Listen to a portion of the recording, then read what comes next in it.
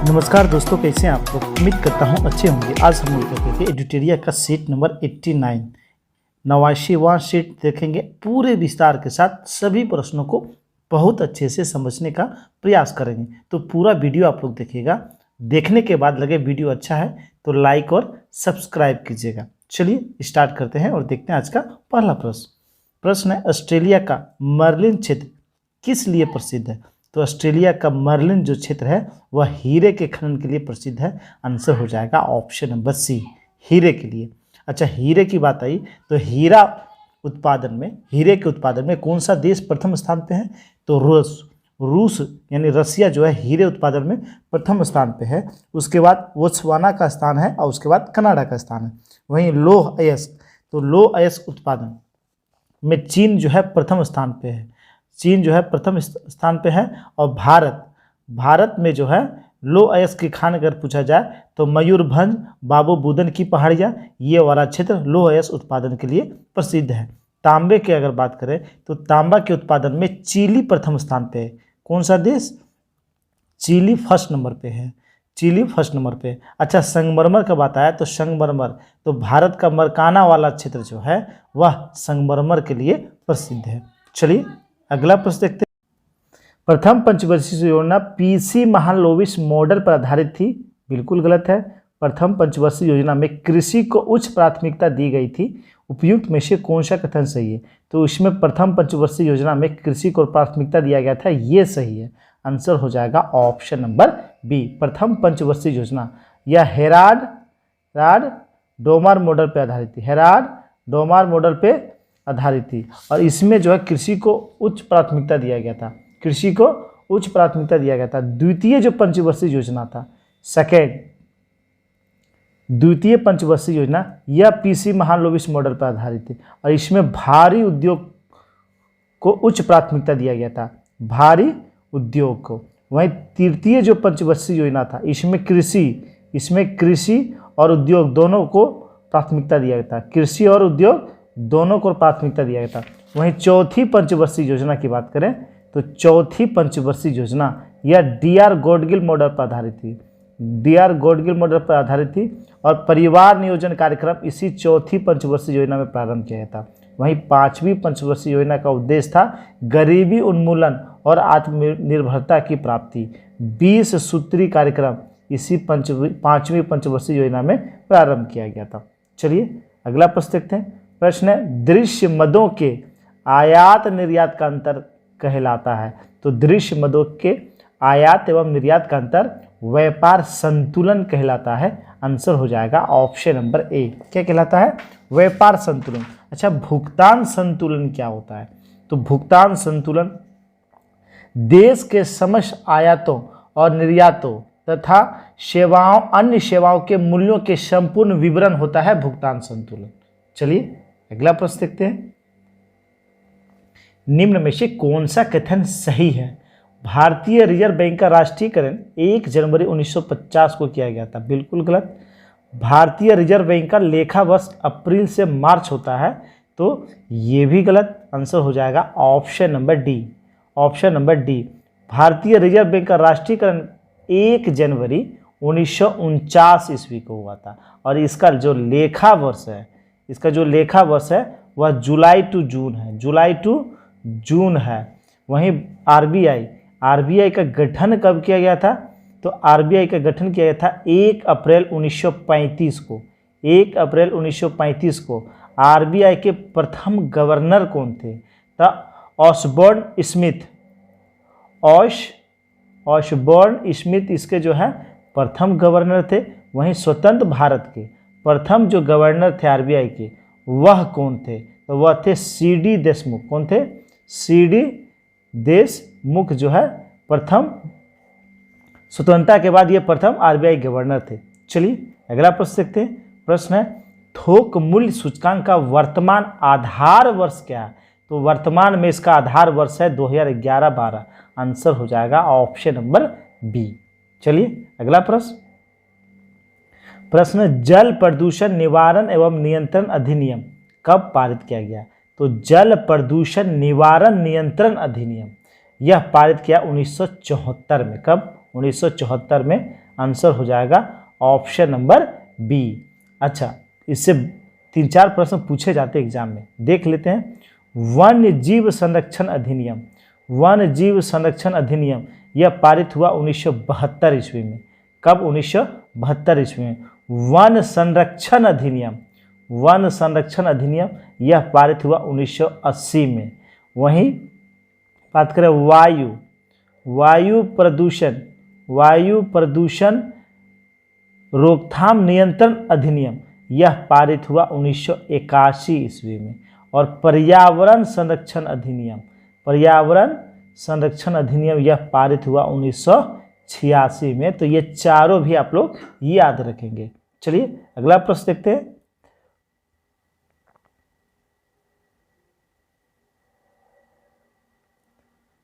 प्रश्न, अरोरा बोरियालिस तथा अरोरा ऑस्ट्रेलियालिस की घटना किस स्तर से संबंधित है? तो ये जो है आयन मंडल से संबंधित है। आंसर हो जाएगा ऑप्शन नंबर डी। अच्छा, ये अरोरा क्या होता है? तो रात या सुबह से ठीक पहले दिखाई देने वाला प्रकाश का मिश्रण, हरे, नीले और लाल का मिश्रण को हम लोग क्या कहते हैं? ये अरोरा कहा जाता है। क्या कहा जाता है? अरोरा कहा जाता है। और ये आयन मंडल में होते हैं। किस में होते हैं? आयन मंडल में होते हैं। आयन मंडल जो होता है वह मध्य मंडल से ऊपर 80 से 400 किलोमीटर के बीच पाया जाता है। इसमें विद्युत आवेशित कण पाए जाते हैं जो रेडियो तरंग के लिए उपयोगी होते हैं। वहीं बात करें क्षोभ मंडल, तो मौसमी घटनाएं सब किस में होती है? क्षोभ मंडल में होती है। इसकी औसत ऊंचाई लगभग 13 से 14 किलोमीटर है। ध्रुवों पर यह 8 किलोमीटर और विषुवत रेखा पर लगभग 18 किलोमीटर है। वहीं बात करें इसके ऊपर जाइएगा तो समताप मंडल पाए जाते हैं। यह वायुयान के लिए अनुकूल पाए जाते हैं और इसकी ऊंचाई क्षोभ मंडल से अगले 50 किलोमीटर, क्षोभ मंडल से अगले 50 किलोमीटर। इसके ऊपर मध्य मंडल पाए जाते हैं। आयन मंडल के ऊपर बहिर्मंडल पाया जाता है, यानी 400 किलोमीटर के ऊपर जाइएगा तो बहिर्मंडल पाए जाते हैं। चलिए, अच्छा, कौन सा मंडल में ऊंचाई के साथ बढ़ने पर टेम्परेचर में वृद्धि होता है? तो ये आयन मंडल में। आयन मंडल में जैसे जैसे हाइट पे जाएंगे तो वहाँ टेम्परेचर में क्या होता है? वृद्धि होता है। जबकि क्षोभ मंडल में हम लोग जानते हैं प्रति 165 मीटर जाने पर लगभग 1 डिग्री टेम्परेचर में कमी होती है। चलिए अगला, गोंडवाना क्रम की चट्टानों का निर्माण किन 2 कालों के मध्य हुआ था? तो गोंडवाना क्रम के चट्टानों का निर्माण जो हुआ था यह कार्बोनिफेरस से जुरासिक काल के बीच हुआ था। आंसर हो जाएगा ऑप्शन नंबर सी। गोंडवाना क्रम के चट्टानों में कौन सा खनिज पाए जाते हैं? तो भारत में कोयला जो है यह गोंडवाना क्रम के चट्टानों में पाए जाते हैं। वहीं डक्कन ट्रैप इसका जो निर्माण हुआ था वह क्रिस्टेशियन से इयोसीन काल के बीच हुआ था।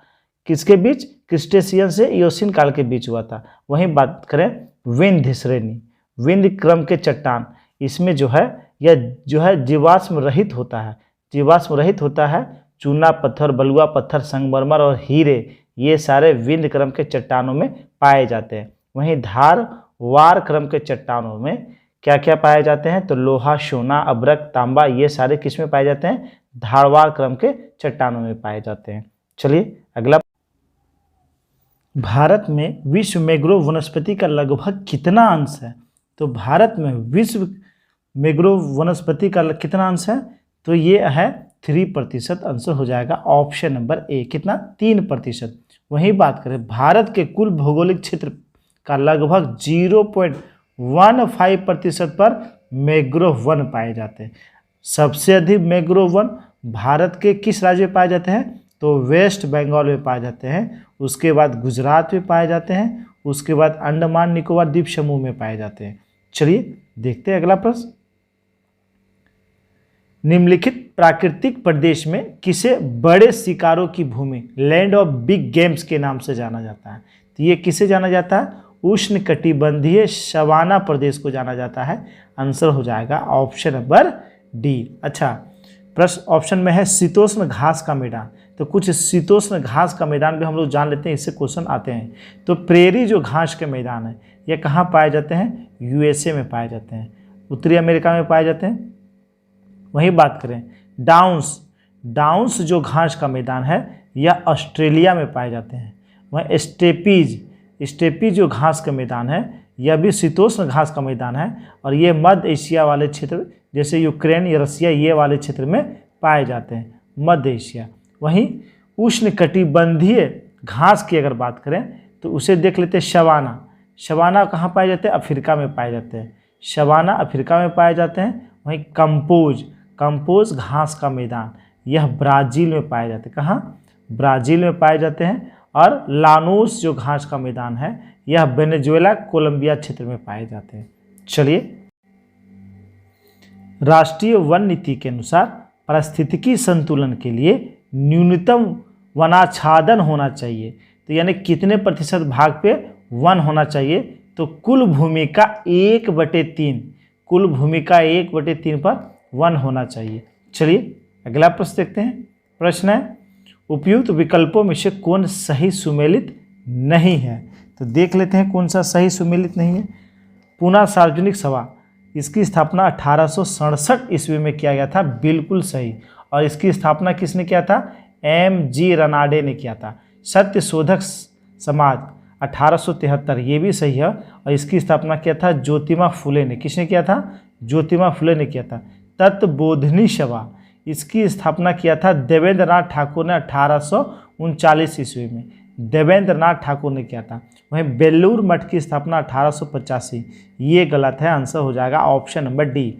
बेलूर मठ की स्थापना किसने किया था? तो हम लोग जानते हैं इसकी स्थापना किया था स्वामी विवेकानंद ने। किसने किया था? विवेकानंद ने किया था। और इसकी स्थापना किया था 1887 ईस्वी में। वहीं विवेकानंद जी ने रामकृष्ण मिशन की स्थापना कब किया था? तो 1897 ईस्वी में किया था। देखते हैं अगला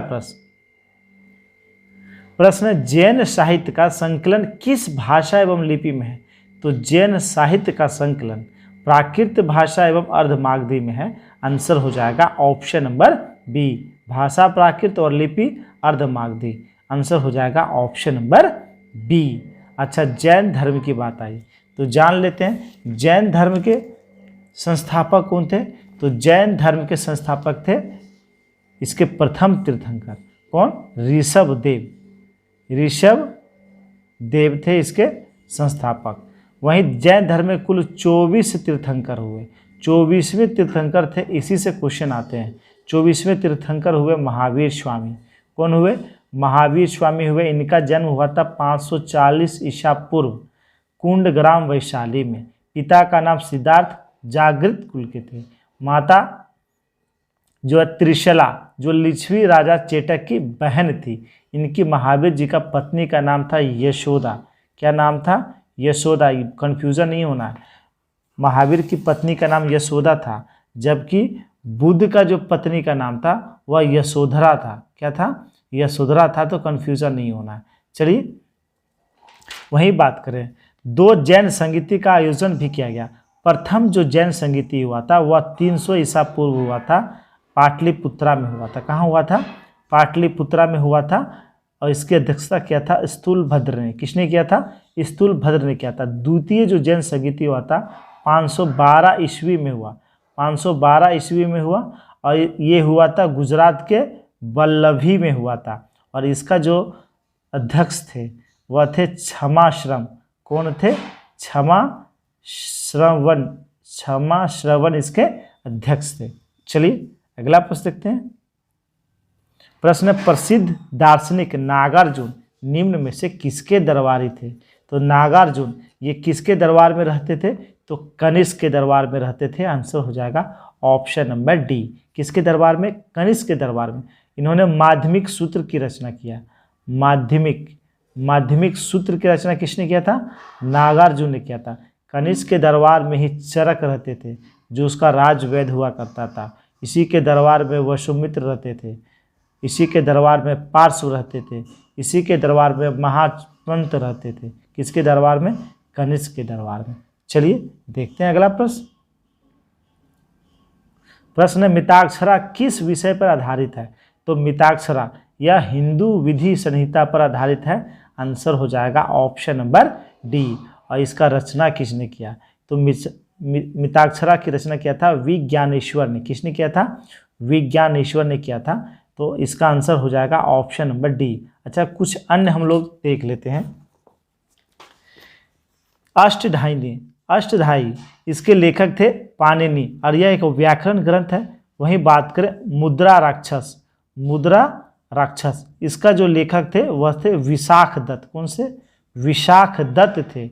इसमें मौर्य काल के बारे में जानकारियाँ मिलती है। वहीं बात करें कथा सरित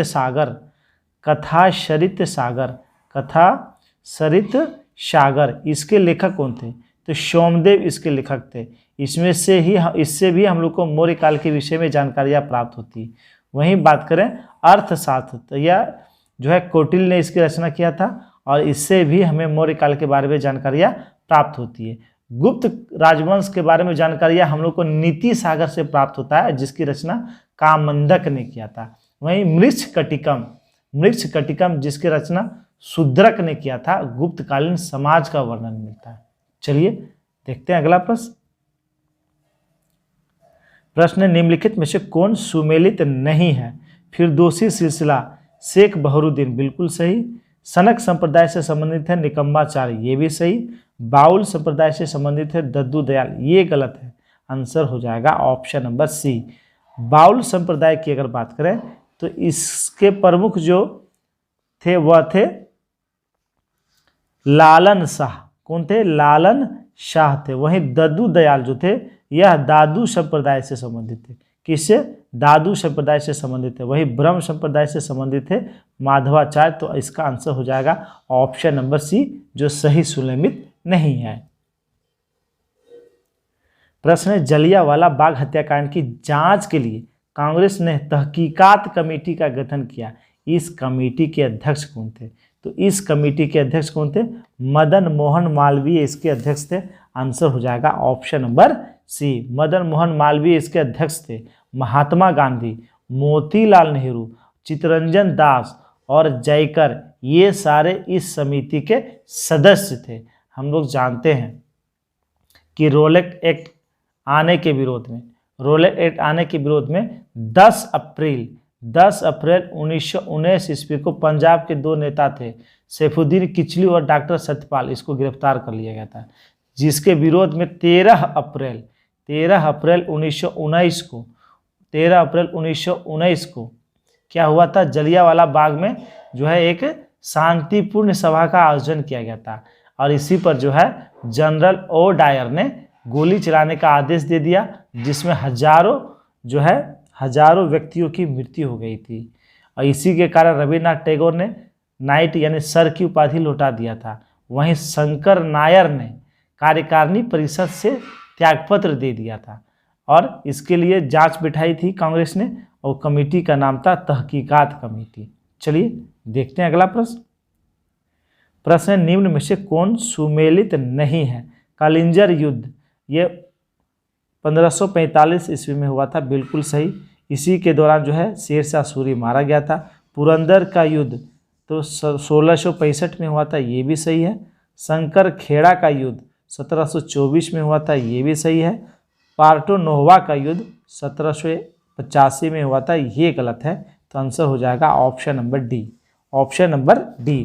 पार्टो नोवा का युद्ध यह हुआ था 1781 ईस्वी में। कब हुआ था? 1781 ईस्वी में हुआ था।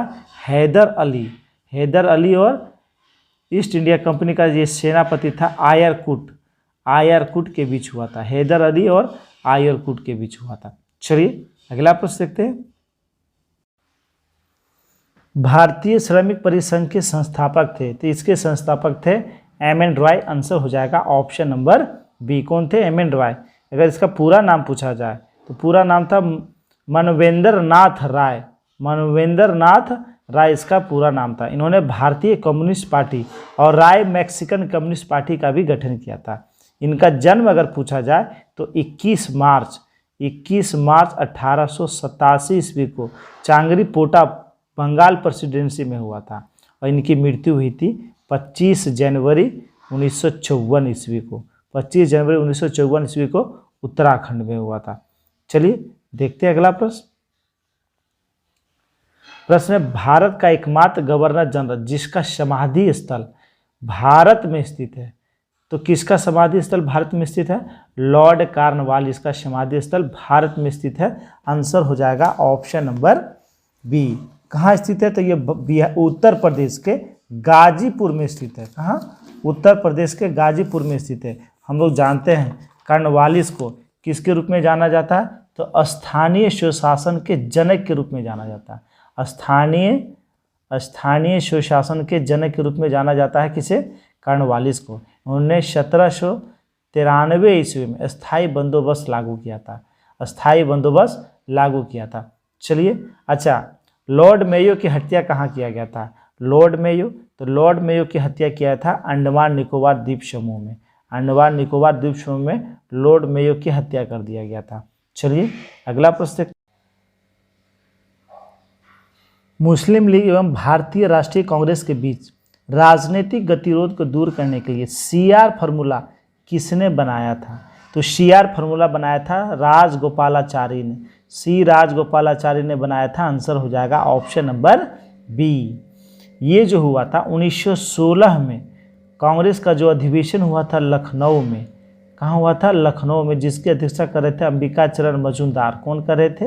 अंबिका चरण मजूमदार कर रहे थे। इसी अधिवेशन में कांग्रेस और मुस्लिम लीग के बीच समझौता हुआ था। इसे लखनऊ पैक्ट के नाम से भी जानते हैं। लखनऊ पैक्ट के नाम से जानते हैं। इसे संपन्न कराने में अली जिन्ना और तिलक ने, ये भी क्वेश्चन आया हुआ है, अली जिन्ना और लोकमान्य बाल गंगाधर तिलक ने महत्वपूर्ण भूमिका निभाई थी। और CR फार्मूला जो बना था, जिसे बनाया किसने था? राजगोपालाचारी ने। ये दोनों के बीच समझौता हुआ था।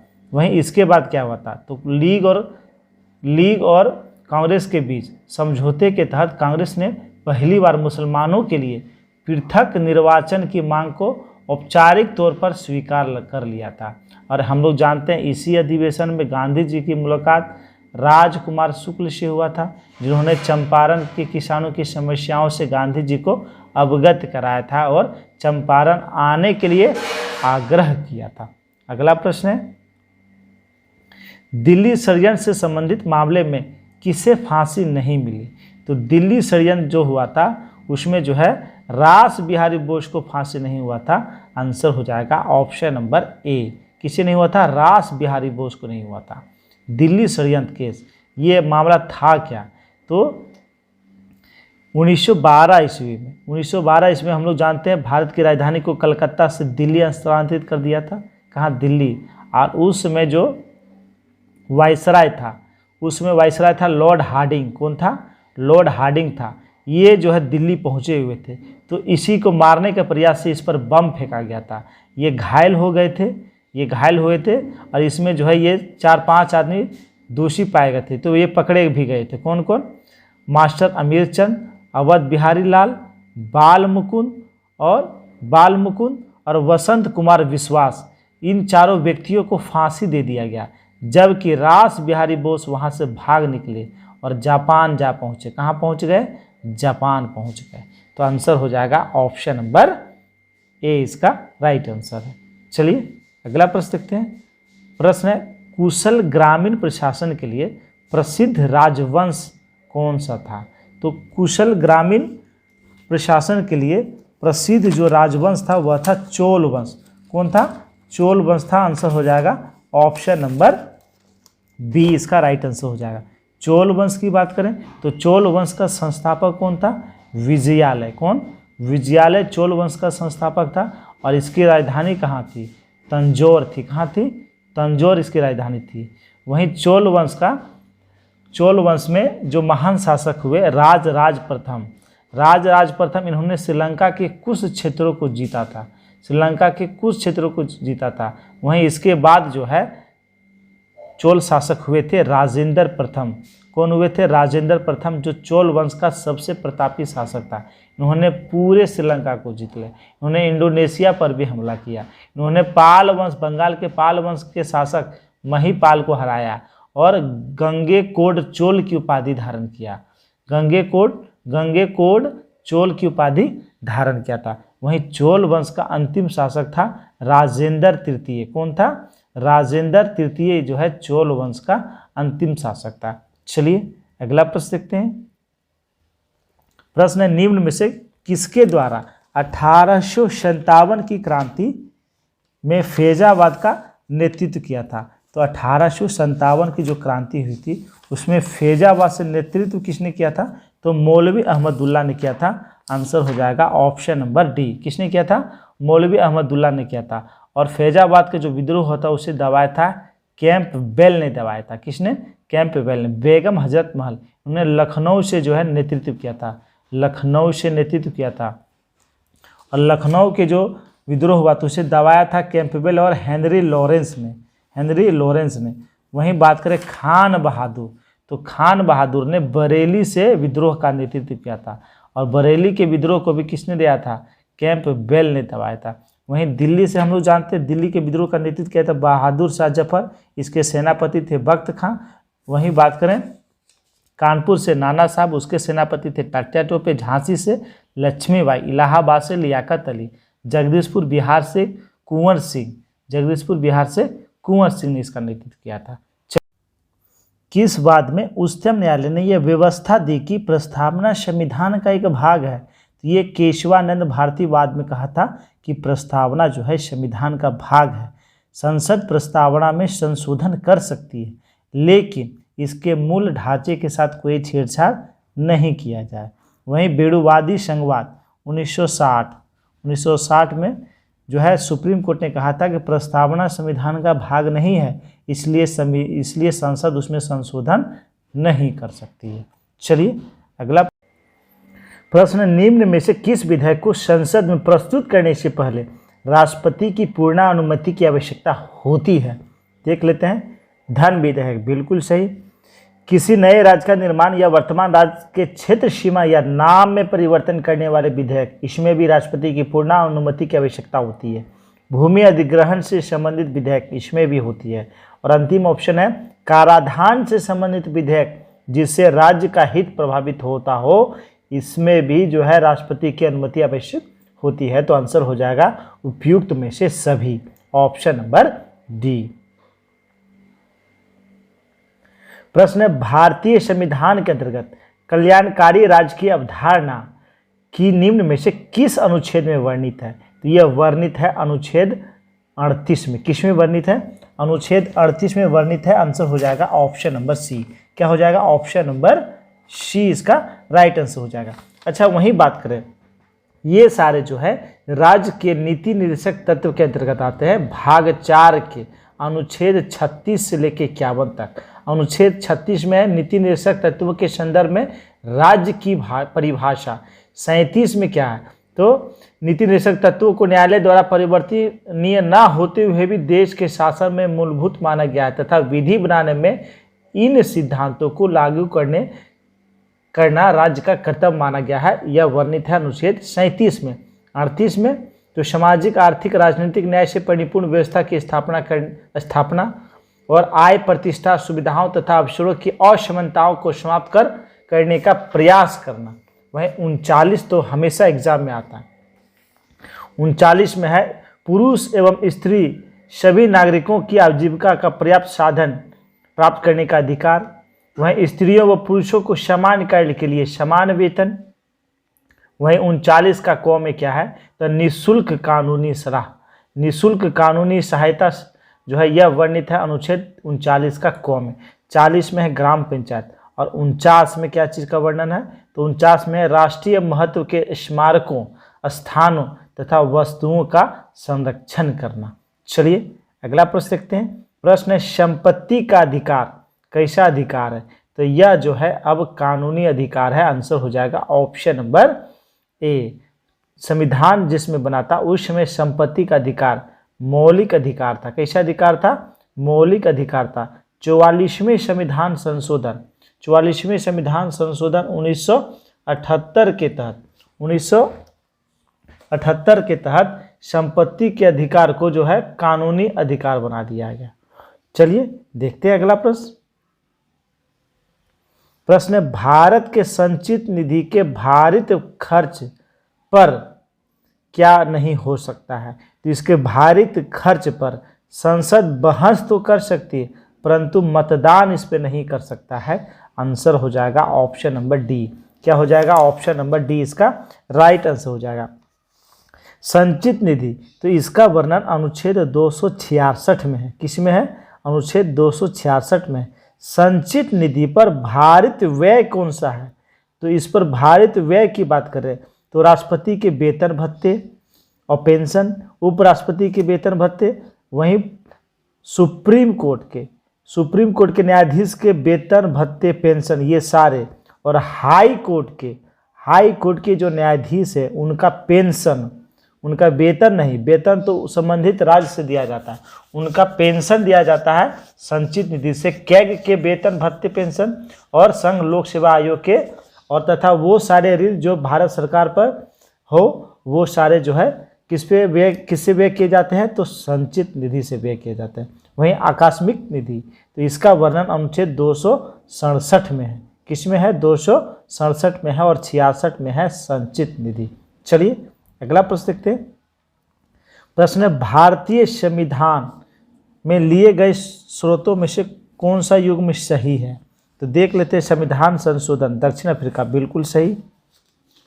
ऑस्ट्रेलिया समवर्ती सूची, ये भी सही। जापान विधि द्वारा स्थापित प्रक्रिया, ये भी सही। तो आंसर हो जाएगा ऑप्शन नंबर डी। क्या हो जाएगा? ऑप्शन नंबर डी इसका राइट आंसर हो जाएगा। वहीं बात करें जर्मनी से क्या लिया गया, तो जर्मनी से लिया गया आपातकाल के दौरान मौलिक अधिकारों का निलंबन, ये लिया गया है कहाँ से? जर्मनी से। रूस से यानी रसिया से क्या लिया गया? तो मौलिक कर्तव्य प्रस्तावना में सामाजिक, आर्थिक, राजनीतिक न्याय का आदर्श, ये लिया गया है रूस से लिया गया है।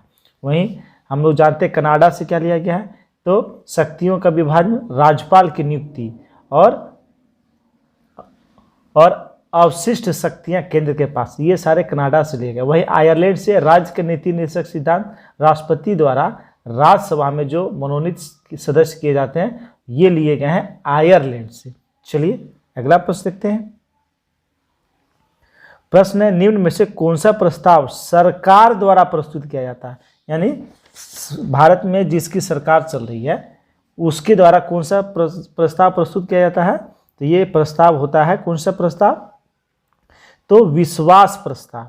आंसर हो जाएगा ऑप्शन नंबर बी, विश्वास प्रस्ताव। ये किसके द्वारा पेश किया जाता है? तो ये सरकार के द्वारा प्रस्तुत किया जाता है। बहुमत का समर्थन प्राप्त होने में संदेह होने की स्थिति में सरकार द्वारा लोकसभा में विश्वास प्रस्ताव लाया जाता है। इस प्रस्ताव का उद्देश्य होता है क्या? तो यह सिद्ध करना कि संसद में उसे बहुमत प्राप्त है। वहीं अविश्वास प्रस्ताव, यह जो है किसके द्वारा लाया जाता है? तो विपक्षी दल के द्वारा लाया जाता है। विपक्षी दल के द्वारा लाया जाता है अविश्वास प्रस्ताव। प्रस्ताव के पक्ष में अगर कम से कम 50 सदस्यों का जो है इसमें हस्ताक्षर होना चाहिए और प्रस्ताव प्रस्तुत किए जाने के 10 दिन के अंदर इस पर चर्चा होना भी आवश्यक है। चर्चा के बाद अध्यक्ष मतदान द्वारा निर्णय की घोषणा करता है। चलिए देखते हैं अगला प्रश्न। निम्नलिखित में से कौन सा संघ सूची का विषय नहीं है? तो वन, ये समवर्ती सूची का विषय है। शिक्षा, ये समवर्ती सूची का विषय है। रक्षा, यह संघ सूची का विषय है। तो संघ में कौन कौन नहीं है? 1 और 2। आंसर हो जाएगा ऑप्शन नंबर सी। हम लोग जानते हैं संघ सूची में वर्तमान में कितने विषय हैं? 900 विषय हैं। कितने विषय हैं? 100 विषय हैं। पहले 97 थे। प्रेजेंट में कितना है? 100 और पहले 97 था। इसके अंतर्गत शांति और इसके अंतर्गत अंतर्राष्ट्रीय शांति, अंतर्राष्ट्रीय मामले, रेल, डाक, मुद्रा बैंकिंग, परमाणु शक्ति, ये सारे संघ सूची में आते हैं। वहीं राज्य सूची में बात करें तो राज्य सूची में वर्तमान में 61 विषय हैं। पहले 66 विषय थे। इसके अंतर्गत शांति और व्यवस्था, पुलिस, जेल, स्थानीय शासन, जन स्वास्थ्य, याद रखिएगा यही सब आते हैं। स्थानीय शासन और जन स्वास्थ्य राज्य सूची के विषय। वहीं समवर्ती सूची में वर्तमान में 52 विषय हैं। पहले 47 विषय थे। इसके अंतर्गत विवाह, तलाक, शिक्षा, आर्थिक नियोजन, बिजली, समाचार पत्र, श्रमिक संघ, वन, दीवानी, फौजदारी, कानून एवं प्रक्रिया, ये सारे समवर्ती सूची में आते हैं। देखते हैं अगला प्रश्न। प्रश्न है, किस वर्ष में अकाउंटिंग को ऑडिटिंग यानी लेखा परीक्षक से अलग किया गया था तथा नियंत्रण एवं महापरीक्षक का कार्य केवल सरकारी लेखा तक सीमित रह गया? तो यह किस वर्ष हुआ था? तो यह हुआ था 1976 तक। आंसर हो जाएगा ऑप्शन नंबर सी। कब? 1976 तक। वही बात करें नियंत्रण एवं महालेखा परीक्षक कैग, तो इसका चर्चा अनुच्छेद 148 में है। किस में है? 48 में। और इसकी नियुक्ति कौन करता है? तो राष्ट्रपति करता है। कौन करता है? राष्ट्रपति करता है। चलिए अगला प्रश्न देखते हैं। प्रश्न है, जीव द्रव में सर्वाधिक मात्रा में कौन सा तत्व पाया जाता है? तो जीव द्रव में सर्वाधिक मात्रा में कौन सा तत्व पाया जाता है? तो वह तत्व है कौन सा? ऑक्सीजन। आंसर हो जाएगा ऑप्शन नंबर डी। कौन सा? Option number D, oxygen.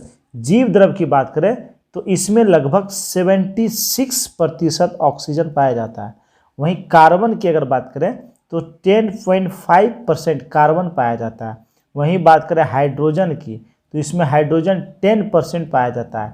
और नाइट्रोजन की बात करें तो 2.5% पाया जाता है। ध्यान रखेंगे सबसे अधिक ऑक्सीजन पाया जाता है। वहीं जीव द्रव का बात करें तो जीव द्रव का नामांकन किसने किया था? पुरकिंजे ने किया था। किसने किया था? पुरकिंजे ने किया था 1839 ईस्वी में। यह एक तरल गाढ़ा रंगहीन भारवासी और चिपचिपा पदार्थ होता है। जीव द्रव को दो भागों में बांटा गया, एक कोशिका द्रव और एक केंद्रक द्रव, जिसको साइटोप्लाज्म कहते हैं और न्यूक्लियोप्लाज्म कहते हैं। तो यही जीव द्रव में लगभग 80% जल होता है। जीव द्रव का लगभग 80% क्या होता है?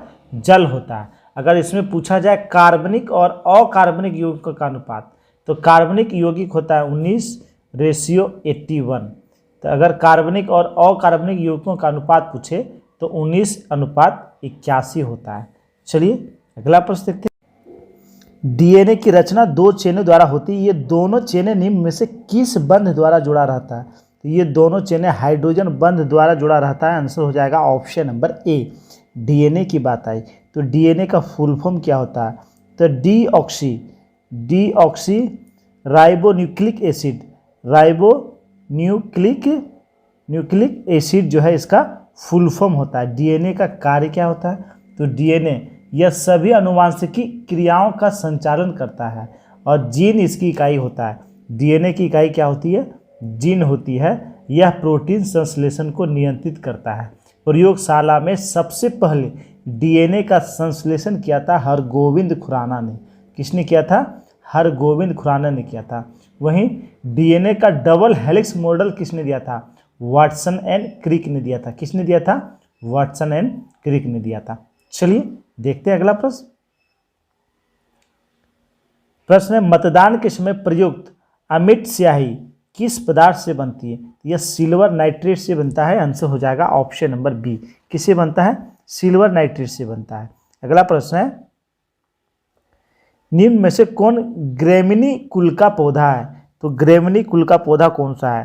तो ग्रेमिनी कुल में आते हैं मक्का, बांस, गन्ना, बजरा। तो ये सारे जो है किस कुल में आते हैं? ग्रेमिनी कुल में आते हैं। तो आंसर हो जाएगा ऑप्शन नंबर डी। क्या हो जाएगा? Option number D. वहीं ये सारे एक बीजपत्री पौधे होते हैं। एक बीजपत्री पौधे होते हैं। वहीं बात करें लिलिएसी ग्रुप में, लिलिएसी कुल में कौन सा आता है? लिलिएसी कुल में कौन से पौधे आते हैं? तो लहसुन और प्याज। लहसुन, प्याज ये किस कुल में आते हैं? लिलिएसी कुल में आते हैं। वहीं पौल्मी कुल में क्या आते हैं? पौल्मी कुल में आता है सुपारी, ताड़ कर लीजिए, ताड़, नारियल, खजूर, ये सारे आते हैं पौल्मी कुल में।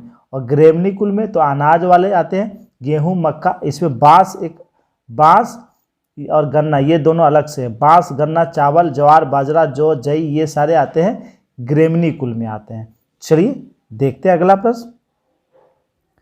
प्रश्न है, निम्नलिखित में से कौन एक फिश यानी मछली है? तो इसमें जो है गिटार फिश एक मछली है। आंसर हो जाएगा option number C, guitar fish. और वहीं सी हॉर्स यह भी क्या है? एक मछली है। सी हॉर्स भी एक मछली होता है। और guitarfish, hagfish, jellyfish, silverfish, ये सारे जो है फिश लगा हुआ है, कन्फ्यूजन नहीं होना है, ये सारे मछली वास्तविक में ये सारे मछली नहीं होते हैं। चलिए अगला प्रश्न देखते हैं। प्रश्न निम्न में से कौन हिपेरिन नामक पदार्थ बनाता है? तो हिपेरिन नामक प्रोटीन का उत्पादन यह कहाँ से होता है? यकृत से होता है, लीवर से होता है। आंसर हो जाएगा ऑप्शन नंबर सी। यह जो है मानव की सबसे बड़ी ग्रंथि है, कौन? यकृत। इसका वजन लगभग 1.5 से 2 केजी होता है, 1.5 से 2 केजी होता है। पित्त का निर्माण यकृत में होता है। अब पित्र का संचय, पित्र जमा कहाँ होता है? पित्ताशय में होता है। वहीं बात करें यकृत से, तो इससे जो है फाइब्रिनोजेन नामक प्रोटीन का भी निर्माण होता है, जो रक्त का थक्का बनाने में मदद करता है।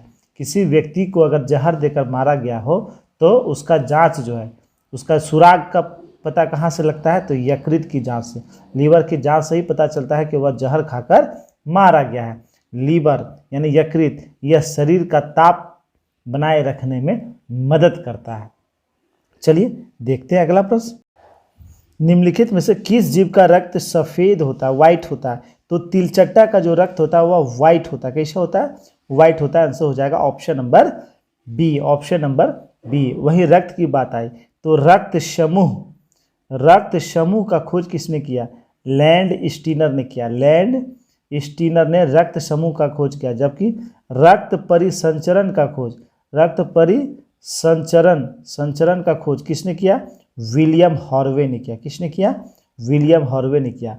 अच्छा, कौन से रक्त समूह में एंटीबॉडी पाया जाता है? तो रक्त समूह ओ में एंटीबॉडी पाया जाता है। ए और बी दोनों में एंटीजन पाए जाते हैं। क्या पाए जाते हैं? एंटीजन पाए जाते हैं। अगला प्रश्न है, टाइफाइड रोग शरीर के किस अंग को प्रभावित करता है?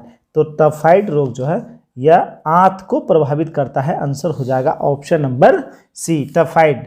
ये होता है किसके कारण? तो जीवाणु के कारण। जीवाणु के कारण टाइफाइड होता है।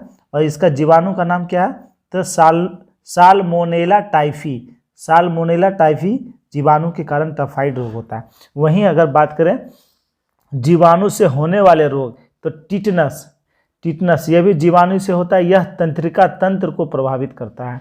और इसका जो जीवाणु का नाम है वह है क्लोस्ट्रीडियम टेटेनी। वहीं हैजा, यह भी आंत को प्रभावित करता है। हैजा आंत को प्रभावित करता है। विब्रियो कोलेरी इसका जीवाणु का नाम है। वहीं टीबी, यह फेफड़ा को प्रभावित करता है। और इसका जो जीवाणु का नाम है वह क्या है? Mycobacterium tuberculosis. इस बीमारी के कारण टीबी होता है। चलिए देखते हैं अगला। आवर्त सारणी में तत्वों का कौन सा समूह रेडियो सक्रिय समूह कहलाता है? तो एक्टिनाइड समूह के अंतर्गत आते हैं रेडियो सक्रिय तत्व। तो इसका आंसर हो जाएगा ऑप्शन नंबर बी। वही लेथेनाइड समूह, तो लेथेनाइड समूह, तो लेंथेनम से मिलते जुलते जितने तत्व हैं वह इस समूह में आते हैं। और जिसकी परमाणु संख्या 57 से 71 के बीच है वह सारे इसी समूह में आते हैं। वहीं हैलोजन समूह में जो तत्व आते हैं इसके अंतर्गत 2 गैस 1 लिक्विड और 2 सॉलिड तत्व, यानी कुल 5 तत्व है। कौन कौन वो 5 तत्व हैं? तो फ्लोरीन, क्लोरीन, ब्रोमीन, आयोडीन और स्टेटीन, ये 5 तत्व जो है इसी के हैलोजन समूह के अंतर्गत आते हैं। चलिए अगला प्रश्न देखते हैं। प्रश्न है, टेट्राइथाइल लेड पेट्रोल में मिलाया जाता है। पेट्रोल में क्यों मिलाया जाता है? इसकी एंटी नॉकिंग रेटिंग को बढ़ाने के लिए। आंसर हो जाएगा option number B, option number B. इसकी एंटी नॉकिंग रेटिंग को बढ़ाने के लिए इसमें टेट्राइथाइल लेड मिलाया जाता है। चलिए अगला प्रश्न देखते हैं। तुलसी के पौधे का औषधीय महत्व निम्नलिखित में से किसकी उपस्थिति के कारण है? तो तुलसी के पौधे में फिनोल और फ्लेवोनाइड पाया जाता है, इसलिए इसका जो है अत्यधिक महत्व है, अत्यधिक औषधीय महत्व है। तो आंसर हो जाएगा ऑप्शन नंबर सी। शक्ति का विमीय सूत्र होता है। तो शक्ति का विमीय सूत्र mL²T-3। आंसर हो जाएगा ऑप्शन नंबर ए। शक्ति बराबर हम लोग जानते हैं, शक्ति बराबर क्या होता है? तो शक्ति बराबर कार्य बटे समय। कार्य का जो विमीय सूत्र होता है वह क्या होता है? तो कार्य का जो विमीय सूत्र होता है ml/2 और समय का तो t होता है, ये t ऊपर चला जाएगा तो ml/t-3 ये हो जाएगा शक्ति का विमीय सूत्र। वहीं बल का अगर विमीय सूत्र पूछा जाए बल का, तो बल का विमीय सूत्र होता है ml/t-2, ये बल का हो गया। वहीं अगर त्वरण का पूछा जाए, एक्सीलरेशन का पूछा जाए, तो एक्सीलरेशन का जो विमीय सूत्र होता है l-2। वहीं अगर पूछा जाए वेलोसिटी यानी चाल का अगर पूछा जाए तो दूरी बटे समय, तो l/t हो जाएगा। अगर इसे लिखेंगे तो l/t-1 ये हो जाएगा चाल यानी वेलोसिटी का विमीय सूत्र। चलिए अच्छा, आवेग का विमीय सूत्र अगर पूछा जाए, आवेग, तो हम लोग जानते हैं आवेग क्या होता है, तो बल गुना समय को आवेग कहते हैं। इसका विमीय सूत्र होता है ml/t-1, तो याद रखेंगे। चलिए अगला प्रश्न देखते हैं। राजीव गांधी खेल रत्न पुरस्कार के विषय में निम्न में से कौन सा कथन सही है? देख लेते हैं कौन सा कथन सही है। इसका प्रारंभ 1991 से 92 में किया गया, बिल्कुल सही। यह भारत का सर्वोच्च खेल सम्मान है, तो ये भी सही। आंसर हो जाएगा ऑप्शन नंबर सी। क्या हो जाएगा? ऑप्शन नंबर सी इसका राइट आंसर हो जाएगा। वर्तमान में राजीव गांधी खेल रत्न पुरस्कार, इसका नाम बदला गया है, मेजर ध्यानचंद खेल रत्न पुरस्कार कर दिया गया। मेजर ध्यानचंद खेल रत्न पुरस्कार इसका नाम कर दिया गया है। चलिए अगला प्रश्न देखते हैं। प्रश्न है माई जर्नी पुस्तक किनकी कृति है? तो माई जर्नी ये किनकी कृति है? डॉक्टर APJ अब्दुल कलाम की। आंसर हो जाएगा ऑप्शन नंबर बी। किनका? डॉक्टर APJ अब्दुल कलाम का। चलिए अगला प्रश्न देखते हैं। फाइकस बेगालेंसिस किस वृक्ष का वैज्ञानिक नाम है? तो ये बरगद का वैज्ञानिक नाम है। आंसर हो जाएगा ऑप्शन नंबर सी। वृक्षों का अगर वैज्ञानिक नाम पूछा जाए एग्जाम में तो यही चारों से क्वेश्चन बनते हैं। पीपल का वैज्ञानिक नाम हो जाएगा फाइकस रेलिजिस्का, ये पीपल का। वहीं नीम का अगर पूछा जाए तो नीम का हो जाएगा आजादी